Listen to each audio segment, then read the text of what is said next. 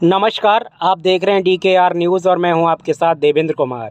Samajwadi party की प्रत्याशी डिंपल यादव ने लोकसभा उपचुनाव में भारी मतों से जीत दर्ज की। कहा, जनता का आशीर्वाद रहा है।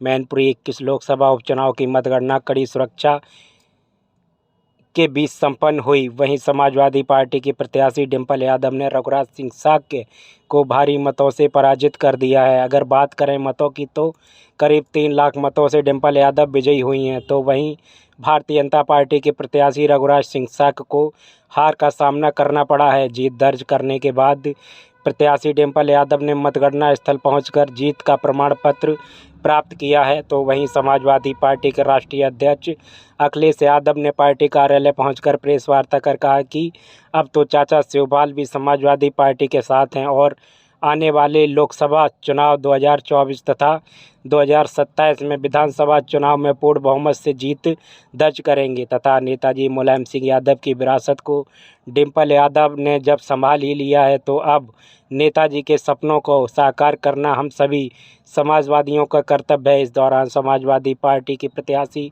डिंपल यादव ने जनता का धन्यवाद किया और कहा कि मैनपुरी की जनता ने कर दिखाया कि वास्तव में मैनपुरी नेताजी की है। इस प्रेस वार्ता के दौरान और क्या कुछ कहा, जरा सुनिए। मतदाताओं ने सर आगे की क्या रणनीति रहने वाली है? मैनपुरी के मतदाताओं की जीत भी सच्ची श्रद्धांजलि नेताजी को दी है। तो नेताजी ने मेल जोल के भाईचारे की स्वाद की राजनीति की है, उसको आगे बढ़ाने का काम करेंगे। बाबा साहब भीमराव अम्बेडकर जी, डॉक्टर राम मनोहर लोहिया, उनके दोनों के सपनों को जो नेताजी ने रास्ता अपनाया उसी रास्ते पर हम लोग चलेंगे। और जिस तरीके से मैनपुरी की जनता ने मान सम्मान बढ़ाया है, हम सब लोग मिलकर के मैनपुरी की जनता का मान सम्मान बढ़ाएगा। सर 2024 को लेकर अब आगे की क्या रणनीति? 2024 में जो ये परिणाम है, इसने एक नई ऊर्जा दी है।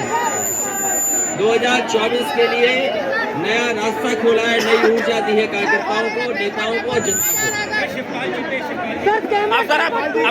सर आज तो विलय हो गया, पार्टी का विलय भी हो गया। खुशी है कि आज आदरणीय शिवपाल चाचा जी, उनका भी दल समाजवादी पार्टी में साथ आ गया और अब एक ही झंडे के नीचे सब लोग काम करेंगे।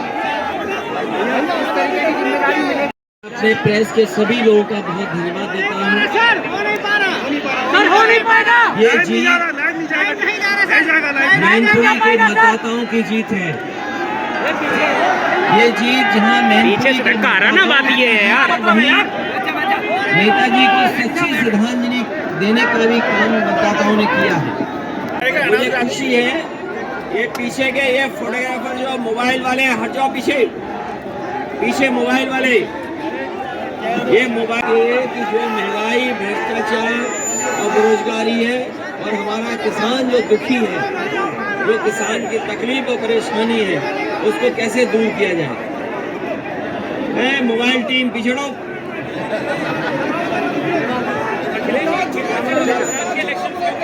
निकाय चुनाव को लेकर भैया बताएं। निकाय चुनाव समय नहीं, फिर देखेंगे।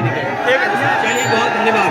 देखिए, लोगों को आपस में एक दूसरे का सम्मान करके, वही भाईचारा को लेकर के जो नेताजी ने राजनीति की है, सर तोड़ देंगे, कैमरा तोड़ देंगे, आप अनाउंस करिए बहुत ज्यादा। इसलिए मैं एक बार फिर मैनपुरी के मतदाताओं का तो धन्यवाद देता हूँ। नेताजी ने जिस तरीके से विकास किया था, जिस तरीके से मैनपुरी को आगे बढ़ाने का काम किया, हम समाजवादी लोग मिलकर के उसको आगे बढ़ाने का काम करेंगे। सर रामपुर को लेकर वही जिस तरीके से प्रशासन ने और सरकार के इशारे पर जिस तरीके से दबाव बनाना चाहते थे, लेकिन मुझे खुशी है कि जनता ने उस दबाव को नहीं माना और नेताजी को याद करके एक एक वोट समाजवादी पार्टी के पक्ष में डालने का काम किया। जहां हम आज मैनपुरी में खतौली और आरएलडी और समाजवादी पार्टी के प्रत्याशी जो जीते, उनको भी बधाई देता हूं। हमें दुख है इस बात का कि रामपुर में पहले तो वोट नहीं डालने दिया और जबरदस्ती जितना अन्याय कर सकता था प्रशासन वो अन्याय किया।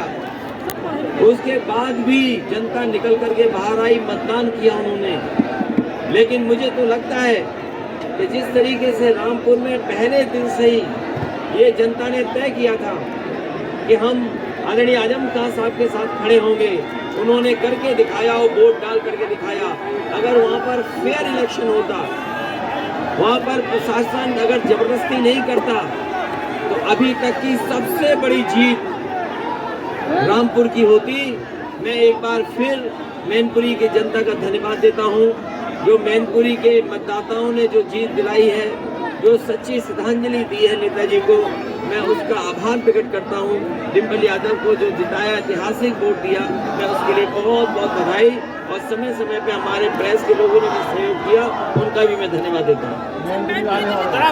रामपुर आपने डेलीगेशन भेजा है, रामपुर डेलीगेशन भेजा है सर, कुछ लोगों को भेजा है सर आपने।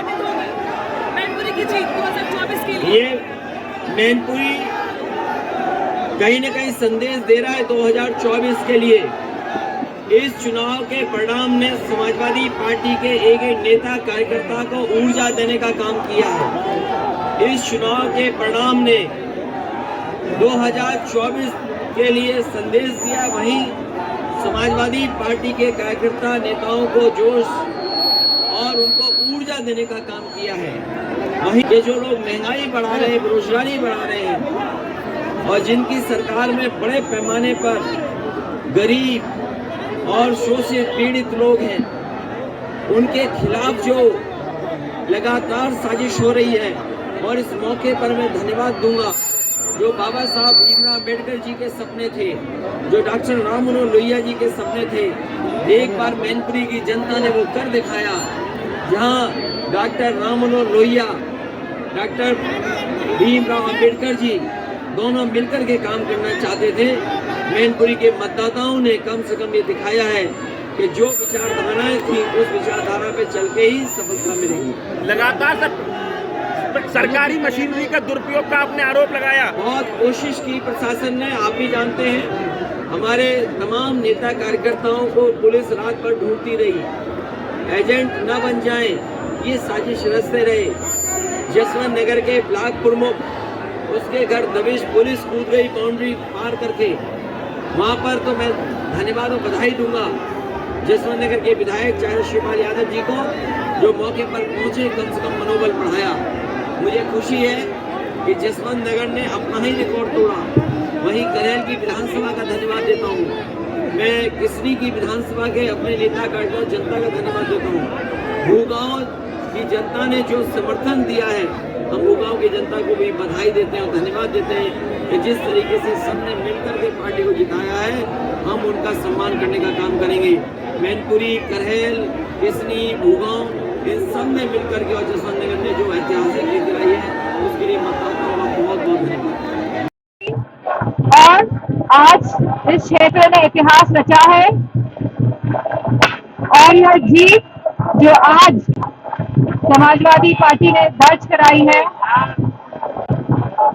यह जीत नेताजी की जीत है, और यह जीत हम सभी की तरफ से नेता। धन्यवाद।